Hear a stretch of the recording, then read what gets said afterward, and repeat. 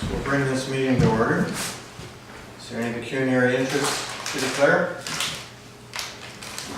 Seeing none, board members, staff, guests, and members of the public are reminded that the committee meeting is being recorded and will be posted to the authority's website along with the official written minutes. As such, comments and opinions expressed may be published, and any comments expressed by individual board members, guests, and the general public are their own and do not represent the opinions or comments of the full authority or the board of directors. Recorded video of this meeting is not considered the official record of the meeting. The official record of the meeting shall consist solely of the minutes approved by the full authority. So first up, under matters arising, is lead hand job posting. Thank you, Mr. Chair. So as you recall at the last board meeting, the field staff, we presented the budget report basically for the campgrounds. And one of the items mentioned within that report is an idea of introducing another field staff position.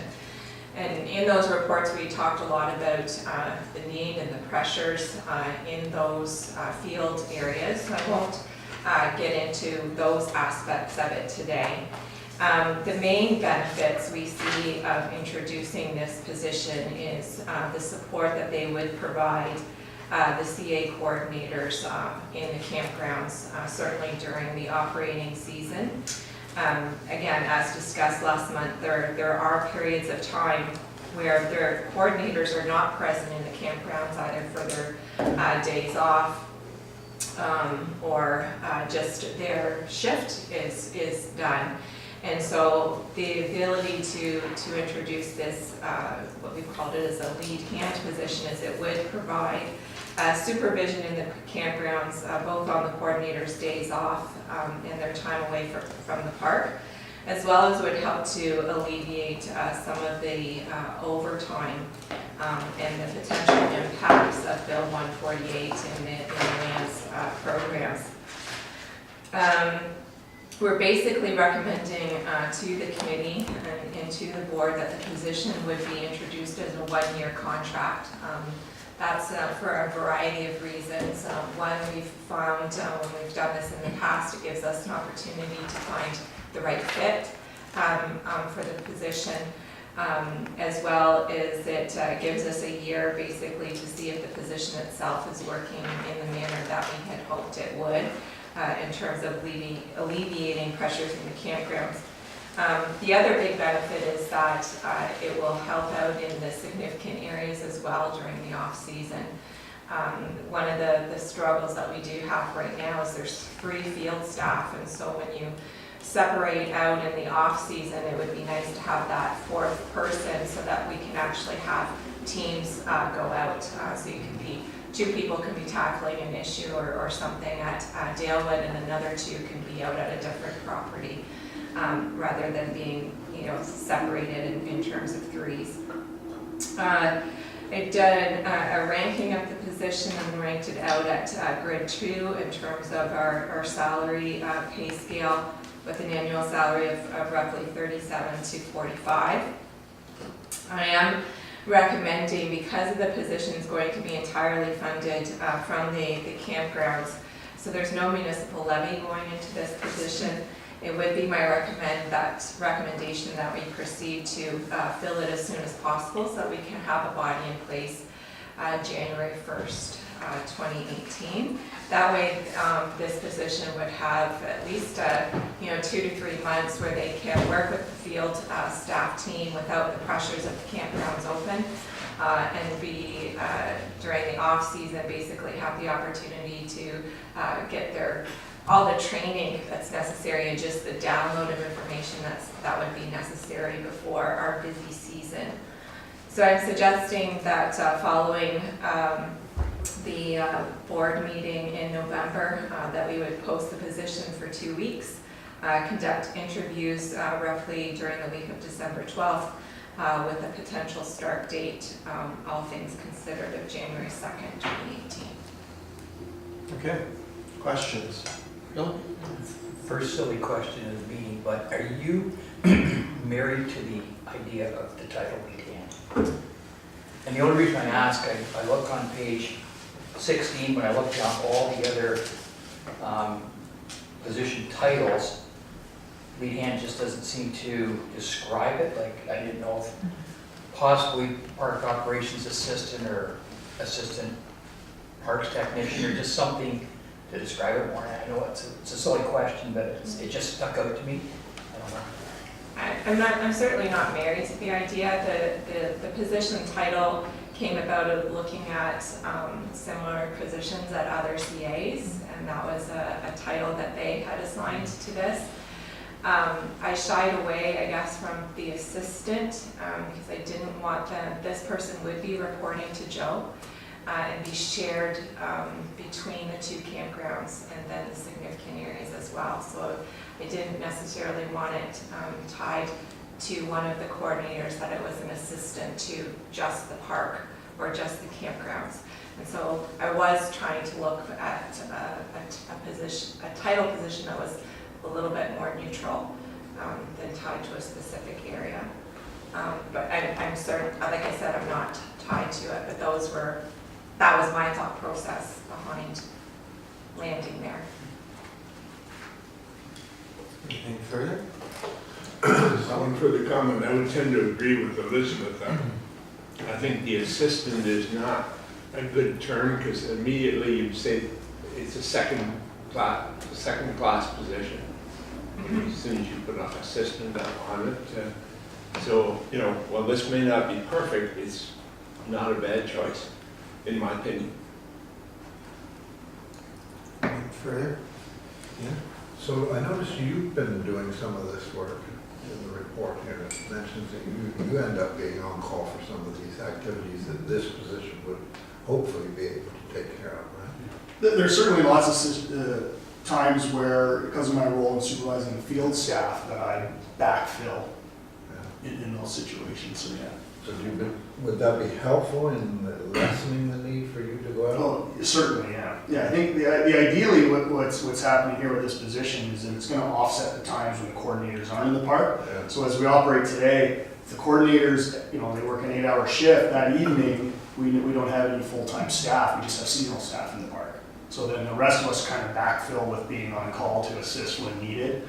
But it would certainly lessen that concern of physical presence in there, as well as a comfort level knowing there's another competent, more mature, full-time person overseeing the seasonal staff during those times. I mean, I don't suppose you guys get into big hassles with your the people that camp there in your campgrounds as a rule in any case, do you? Or are there no, some the odd time there's a couple serious events, but then we rely on the Trespass Property Act and the OPP deal with that. Yeah. And the majority of the time the campers are calling the OPP before us in those types of situations, so they tend to deal with the more serious events.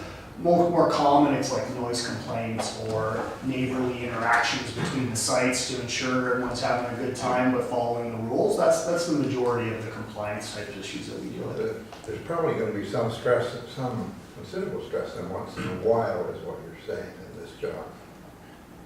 I think it's still under the same scenario, though. If that occurs, their first role would be to call what we call the chain of command. So in that type of situation, that's when the coordinators then would be called back to assist with, or myself or Elizabeth. But with them having them in the park, they can certainly offset some of those minor issues that are currently being called out to other staff, such as electrical, minor plumbing, noise complaints that maybe are getting a little rowdy, that this person would be able to handle those instead of having to call in the staff that are during their off time. I have to be honest, I don't like the sound of the name at all personally, but that doesn't mean it's not appropriate or adequate. I just think that sounds like 50 years ago in a factory somewhere. And this is a forward-looking organization, something maybe with a little more. Let's say 2018 with it, I guess is what I'm trying to say here. But that's a personal observation. That's not anything I would have a problem with in terms of approving the idea. Absolutely not. Got it? Thank you, Mr. Chair. No, I think, as we discussed at the board meeting, I think this is a great way to move forward and the one-year contract, to be able to see if it's a fit, and if it's a match. Lead hand, it doesn't bother me. We've got lead hands at the city, so it doesn't bother me at all with the title. So as long as we've got the right person doing the job, I think we'll be set. So I certainly support this. Yeah, I agree. I think it's the position that we're really today concerned with. If there's a better name, then so Mr. be it. Chair, I can offer, I'm just thinking of the other titles at the authority, I could do CA technician, conservation areas technician. I'm quite happy to leave it in your case. Well, we can take a look at it. Like I said, it's a personal observation. Yeah. Bill? Yeah, other than my silly question to start, I think it's a great position. I'd like to move it forward. Okay, so moved by Bill, second. Heather? Any further? All in favor? That's carried. Just as a, Mr. Chair, just Yes. a point of interest, you did quote a salary there. How does that compare with camp coordinators? So if you look at page 5, the lead hand is in at grade 2, and the coordinators would be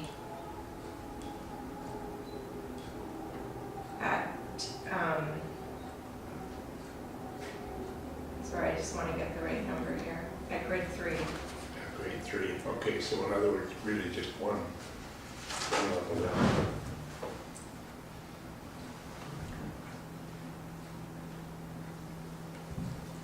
Okay.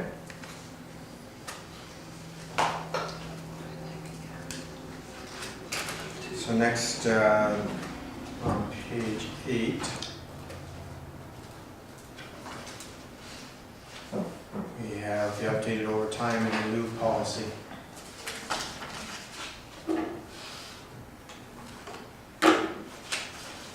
Mr. Chair, this is, again, a report that's cascading, I guess, out of the previous report that went to the board last month in regards to potential impacts at the authority in relation to Bill 148.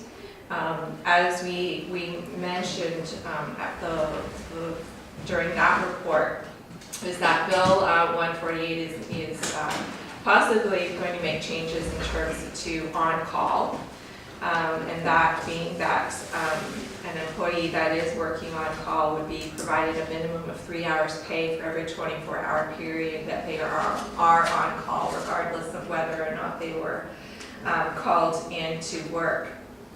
What this identified basically is that there was a gap in terms of the authority's policies for on-call, in that the job descriptions of the maintenance coordinator and the conservation area coordinators identified them as being on call from May 1st to September 30th. Similarly, the water conservation supervisor was a position that was on call for the entire flood season. And that can run from anywhere from November to April of every year.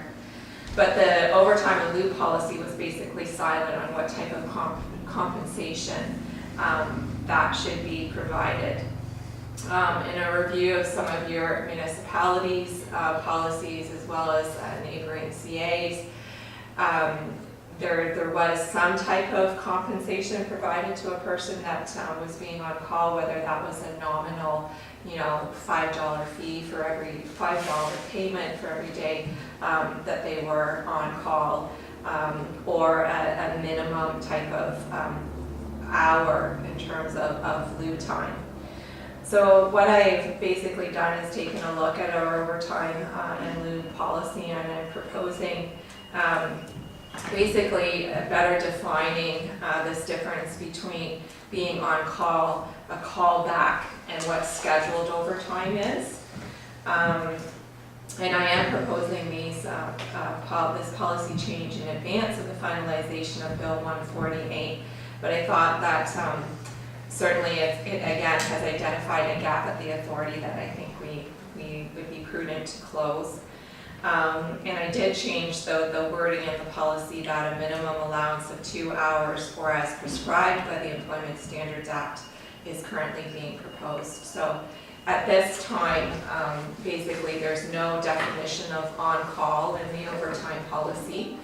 What I've introduced is up on the screen and was included on page 9 of your package that if a full-time staff member who is unexpectedly called back to work, and this would be the definition of a callback, after regular scheduled hours would receive a minimum of 2 hours overtime for such work as outlined in this policy. It doesn't apply in cases where the additional work is immediately preceding or immediately following regular scheduled work or scheduled approved overtime. So callbacks should be initiated in situations that are of an emergency and are required to remedy or reduce a threat to public safety that cannot be fulfilled in any other manner. So a typical scenario might be the coordinator, it might be their day off, or it might be 3 hours after their shift has ended and they get a call from a seasonal staff person concerned because the hydro is out. And the coordinator might assign that to Joe or myself, call in, I'm off, it's my day off, and then we would attend to that. So therefore, it didn't require a call back into work. But in a scenario where it would apply, I think, would be they're home, it's been 3 hours after shift, and the seasonal staff call them and say, we've just had a brawl breakout on site 4, we've had to call the police. And then the coordinators might verify that that is definitely something that they wanted to return to work for because it's immediate, it's a safety concern, and they can't deal with it by phoning another staff person or dealing with it over the phone. It requires them to return to work. Staff members eligible for on-call compensation would basically be, the definition again is on page 9 of the package. On-call compensation would be if that staff member was scheduled for an on-call duty by the GM or the Director of Operations. So we would identify to that person, we're short-staffed this weekend, so the best scenario I have would be the maintenance coordinator right now, maybe one of the campground coordinators are sick or it's their day off, but we don't have seasonal staff, our full complement of seasonal staff for a variety of reasons. We might say to the maintenance coordinator, under these circumstances, we'd like to place you on call this weekend, and then they would have to attend to any calls that are coming in from the campgrounds. They'd be expected to be able to return to work within 1 hour. And under this scenario, again, is where I'm saying that they would be entitled to, if a staff member has been scheduled to be on call and is either not called to work or is called to work but works less than 2 hours, the staff member would be compensated for 2 hours of work in lieu in accordance with the overtime policy or the minimum established by Employment Standards Act. So right now, Bill 148 is suggesting that that minimum would be 3 hours. 3 hours is a lot. 1 to 2 hours seemed to be something that was floated amongst the other CAs, or seemed to be a general accepted hourly time. So without knowing whether Bill 148 is going to pass, I thought that wording was appropriate, that it fairly compensated our staff at this point. But if the minimum is higher than that, then we don't have to open up this policy again to look at that. It would just be following in the standards of the Employment Standards Act. Excuse me, Elizabeth, this on-call policy, or 148 specifically, does it include travel time from the location? The proposed in the act, I don't believe mentions anything about travel time. Bill? So just hypothetically, I'm thinking, so this new position will take a lot of the callbacks off the coordinators, because say the coordinator's working 4 they leave and this person's 4 to 12, so anything that's 4 to 12, and they can handle no more callbacks. Will they also be giving them on-call relief? Like, will the coordinator still be on call, or will they go to say Mike wants to go to a hockey game in Toronto, so he shuts his phone off, he goes, as long as he's back by midnight, when the other person goes off, to cover from 8 till the morning kind of thing. Is that how that'll work, or will they still be on call? So, Mr. Chair, I guess one to answer that, well, the job descriptions have described the guys as being on call. I don't think that that's historically how the position has necessarily operated. We didn't restrict them from being, within an hour of the job site, or they were more, traditionally they've been available for calls from the authority and expected to return if required. But I wouldn't say that we've operated in the true sense of on-call. I think introducing this policy opens the door that we can be operating in more in that scenario than the guys having this stress or this pressure to always be available to answer those calls from the campgrounds. So when we have the lead hand, so that the coordinators can leave the park with some assurance that the park is in capable hands in their absence. And then the other scenario is that it would possibly open, when they are on their days off, to go a little more far afield or make arrangements with management that we would have on-call coverage if they wanted to go a little more far afield on their days off. So I don't know if that answers the question. No, but- that answers perfect. Do they cover for each other? Like, if, like we cover for Rob and back and forth, that kind of thing? Yeah. If I could, it very much works as a team, so everyone kind of covers everyone, and that theory of being available, if they had a call and they couldn't attend to it, there was others that they could call and kind of go in and deal with it. So that's why they were more available than on call, because they weren't necessarily required to come back. If they were in a certain circumstance where they couldn't, we could pass it off to Scott or myself or Elizabeth, or we treat it as a team aspect. Anything further? I would just add the policy has been shared with those members of staff that are affected, and there is agreement in terms of the definitions, and I think an acknowledgement of how it would work moving forward. I think it's good that you're stating in here, as it says, established by Employment Standards Act, so we don't have to keep revisiting it. Hopefully the province sees the light that some of their rules just aren't going to work. It's just going to cost too much. And we've talked about that before, but Bill 148 is going to encumber so many government, whether it's municipalities, agencies, and so on. It's just not workable. It means that when it comes to budgeting, chances are there's going to be some service let go in order to cover the costs. So we have a recommendation here that the updated overtime and lieu policy be approved. Mover, Ian, seconder, Ralph. Any other questions? All in favor? That's carried. So next we have job description. Mr. Chair, I did include full job descriptions of the authority in the advanced packages. Basically asking for approval.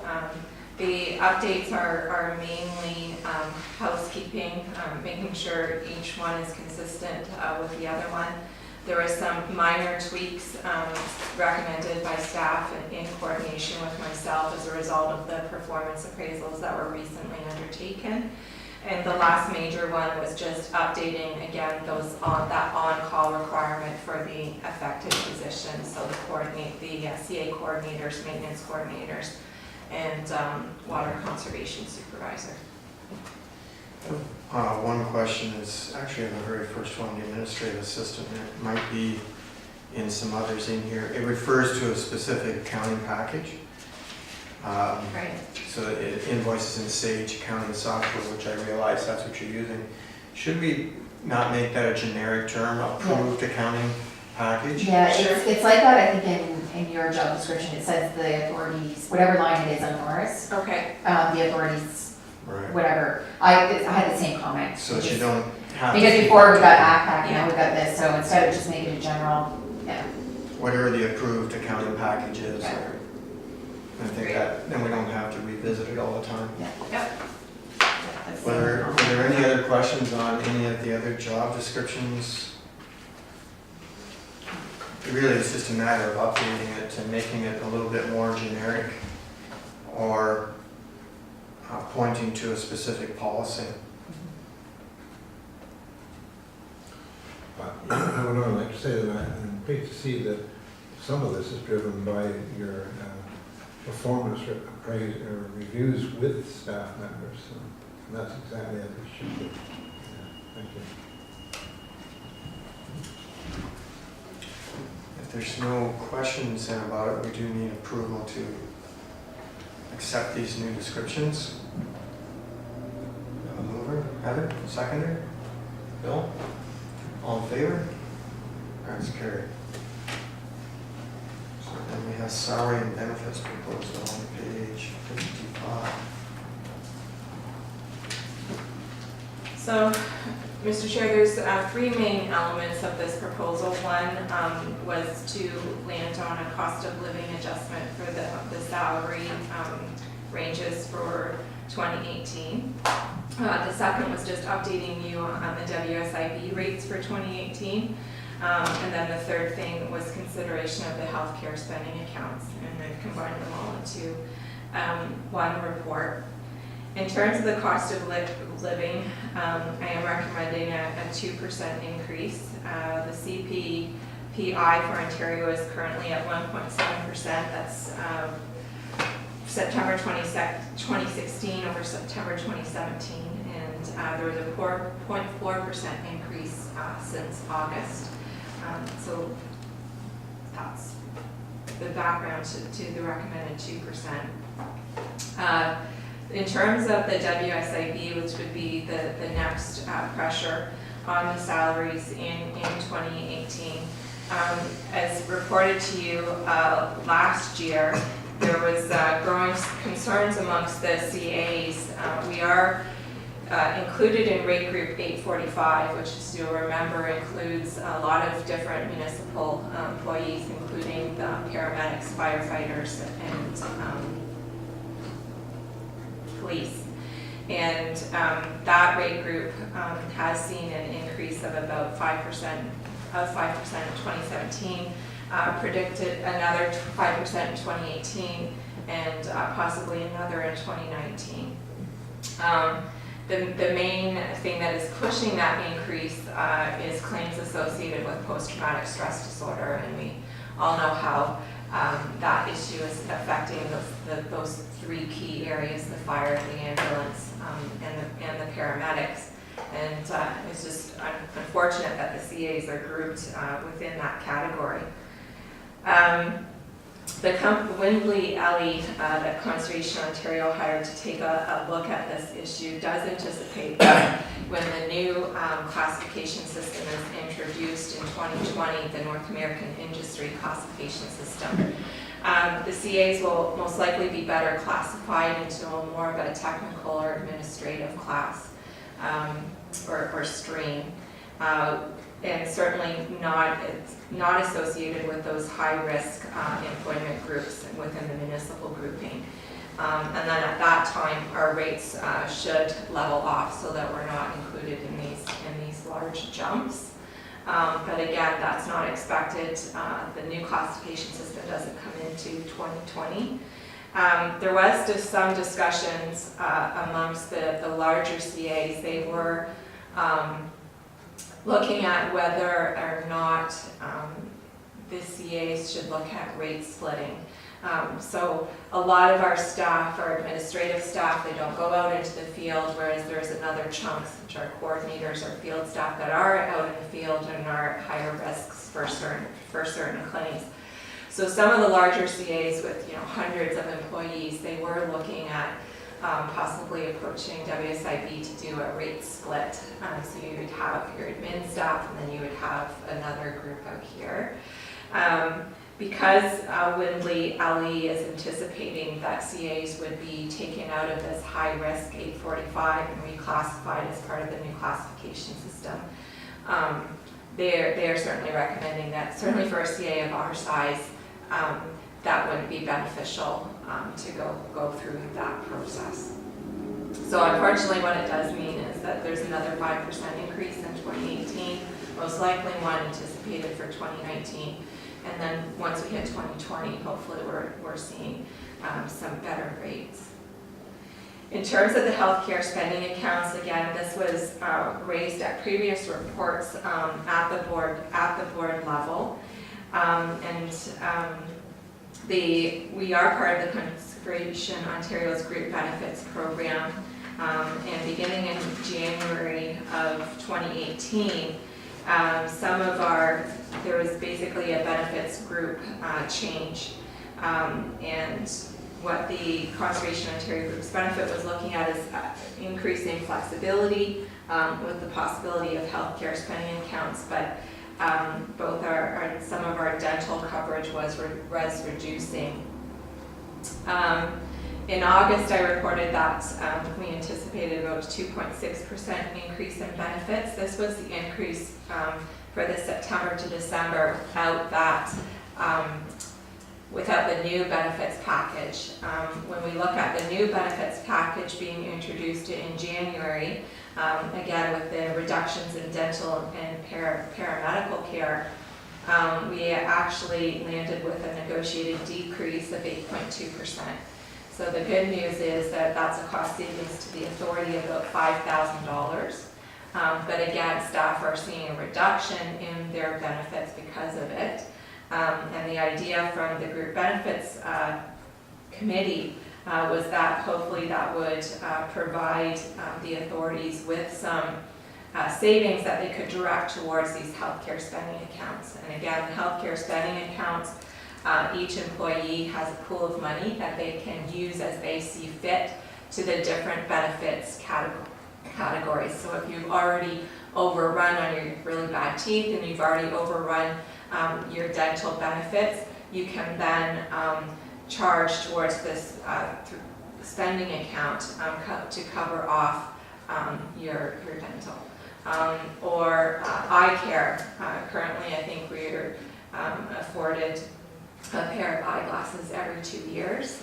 But if you wanted to get an extra pair of eyeglasses or you broke your set, you could direct those costs into this spending account.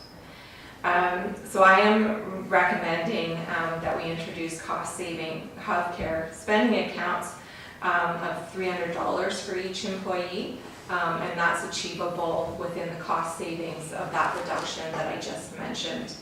And this, I can budget a $300 spending account for each employee, including all the administrative fees associated with that, for a total cost of about $4,117. So within that $5,000 roughly we saved from the changes to the benefits program. The caveat is that I do need the board to consider that prior to the budget being passed in February, because it has to start on January 1st. You can't opt into the healthcare spending accounts halfway through the year. You have to identify that at the beginning of the year. So that's why I'm bringing that forward today. Questions? No? Just one quick, on the chart, Elizabeth, on page 58, I think it's job, or grade 5 health and safety there, we don't have that position. So the health and safety position currently, this was a couple of years ago we looked at this.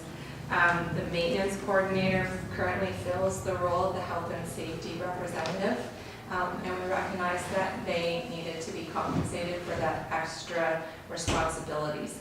So that's why the maintenance coordinator, health and safety representative would be up just that one rung. And I should clarify to Ralph, the coordinators are actually at grade 4.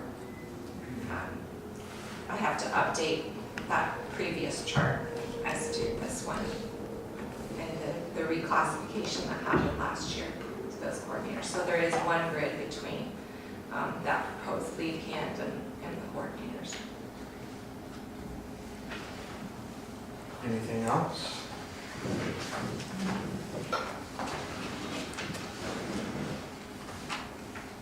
So the recommendation is that we approve the 2018 salary ranges and benefits be approved as presented. Mr. Chair, just in preparing for the meeting this morning, I just wondered if that motion, just for clarification, might change to that a 2% cost of living be applied to the 2017 ranges, and that a $300 healthcare spending account be introduced for all permanent employees enrolled in the benefits program. So you're clear Be more clear as to on what it what is you're you're actually approving. approving. I'll move it. Moved by Heather, a seconder. Ian? Any further questions or comments? Sounds reasonable. All in favor? That's carried.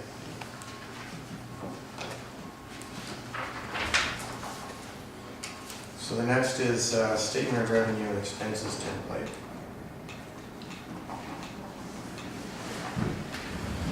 There you are.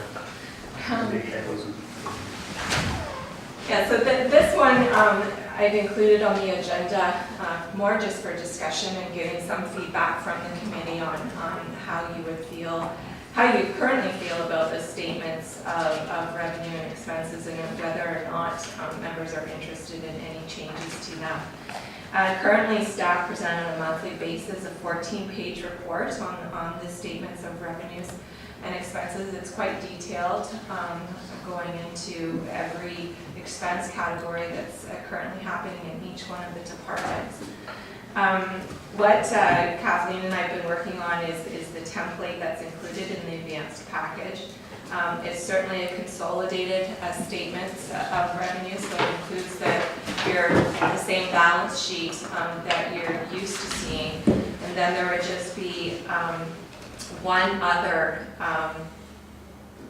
page that would basically roll up all the expenses and revenues at the authority from the various departments into categories that are more in keeping with our audited financial statements, but more importantly, our annual general report at the end of the year. Points of discussion, I guess I'm interested in hearing from members whether they see value still in continuing the 14-page report. If that's the level of detail that you want, staff can certainly continue to provide it. I did feel that perhaps rolling the categories up into these provided members, and I would think hopefully the members of the public a better actual snapshot of where the authority is landing in these different programs without getting bogged down into the details. So in the revenue side of it, you can see where we are, and these numbers are just sample, they're not accurate at all. Just you would see the municipal levies, Ministry of Natural Resources, that's our transfer payment that we get for our mandated programs. The user fees, you would still see how Dalewood and Lake Whitaker are progressing in terms of budget, as well as the other conservation areas, and you would see the transfers that are happening from operating capital reserves, grants, and any donations that would be coming into the authority. On the expenditure side, you would see where we're sitting in terms of amortization. Admin costs would be grouped up into one. And the conservation area awareness, public safety, environmental protection, conservation lands. If you think of the pie chart that's included in all of our annual reports, those are kind of the 4 categories that each one of our programs and services roll up into. So again, you would see mainly just a rolled up detail for each program, not the itemized details. but, so I wanted to open it up for discussion. Yeah. Dave, just point of interest, the present system where we have that 16 pages or whatever, most of us, I'm sure, don't really go through and look at it in great detail. You know, you go through and you scan it and you say, boy, I hope she knows what she's doing when she puts it together. I say this kindly, but you know, it's just way too much detail for me as a board member to go through and try and check those figures. I think something to downsize it would be a great idea, in my opinion. I agree with Ralph. I think summary pages, and I do think Elizabeth's got a good point for the public too. It would be nice to have just a smaller, more confined summary, easier to read. I don't like to go through all those numbers. I don't know what I'm doing anyway to try to find. Look through it, makes sense for all. I like shorter summary. In another life, I worked with a completely different system than this, where we only reported quarterly, first of all. And the sheet only showed groupings, some, to your point.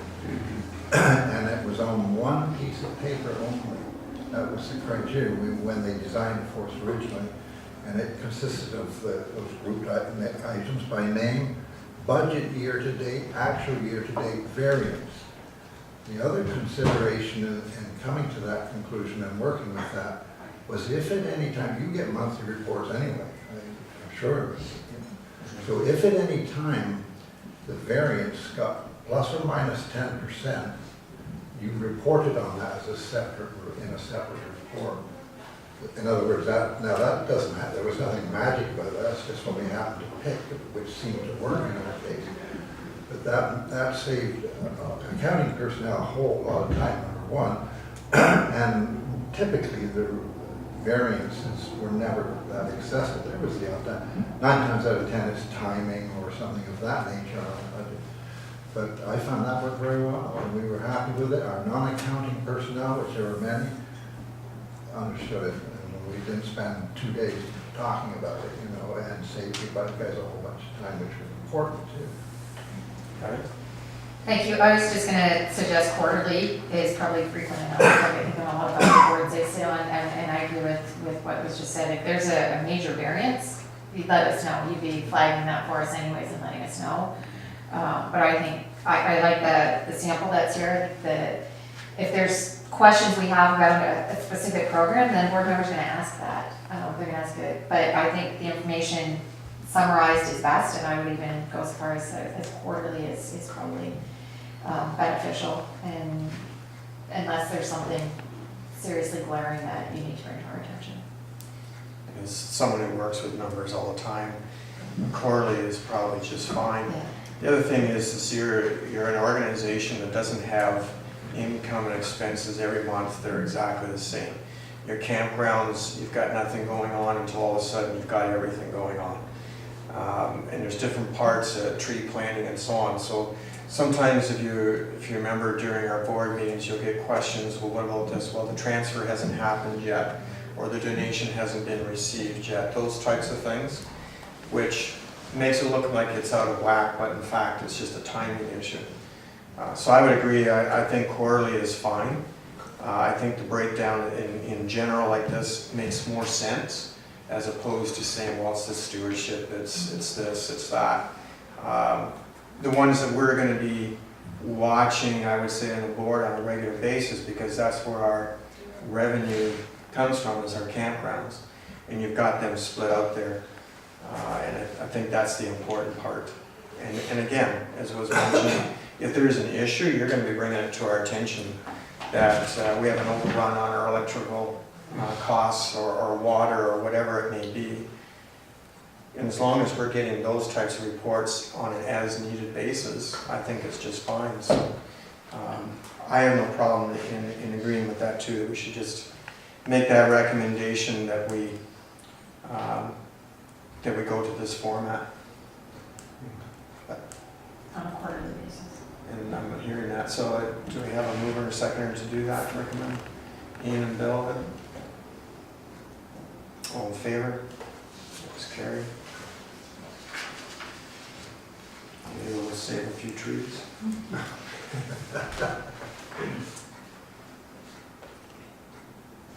That's it for the regular part.